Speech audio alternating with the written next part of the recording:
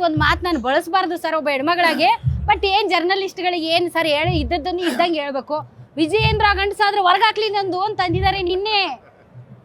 ಈಗಾಗಲೇ ಭ್ರಷ್ಟಾಚಾರದ ವಿಚಾರದಲ್ಲಿ ಯಾವ ರೀತಿ ಇವರು ಭ್ರಷ್ಟಾಚಾರ ಪ್ರಕರಣ ವಿರುದ್ಧ ಬಹಿರಂಗ ಆಗಿದೆ ಗೊತ್ತಿದೆ ರಾಜ್ಯದ ಜನತೆಗೆ.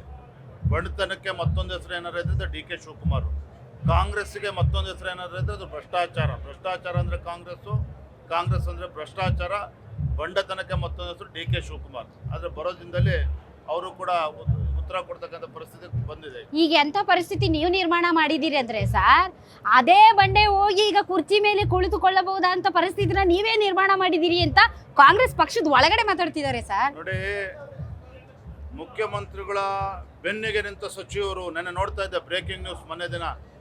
ಪಾಪ ಮುಖ್ಯಮಂತ್ರಿಗಳು ಬಹಳ ಸಂತೋಷದಿಂದ ಇದ್ದಂಗೆ ಕಾಣ್ತಾರೆ. ಅವರು ಬೆನ್ನಿಗೆಯಿಂದ ನಿಂತಿರ್ತಕ್ಕಂಥದ್ದಲ್ಲ, ಬೆನ್ನಿಗೆಯಿಂದ ಯಾವಾಗ ಚೂರಿ ಹಾಕ್ಬೇಕು ಅಂತೇಳಿ ಕೆಲವು ಹಿರಿಯ ಸಚಿವರು ಕಾಯ್ತಾ ಇದ್ದಾರೆ. ಬಂದ್ ಮಾತಾಡಿದ್ದಾರೆ ಯಾವಾಗ ತಮ್ಮ ಸ್ಥಾನಕ್ಕೆ ರಾಜೀನಾಮೆ ಕೊಡ್ತಾರೆ ಅಂತ ಹೇಳಿ ಬಹಳ ಕಾತುರದಿಂದ ಕಾಯ್ತಾ ಇದ್ದಾರೆ. ಗ್ಯಾರಂಟಿ ನ್ಯೂಸ್, ಸುದ್ದಿ ಖಚಿತ, ನ್ಯಾಯ ನಿಶ್ಚಿತ.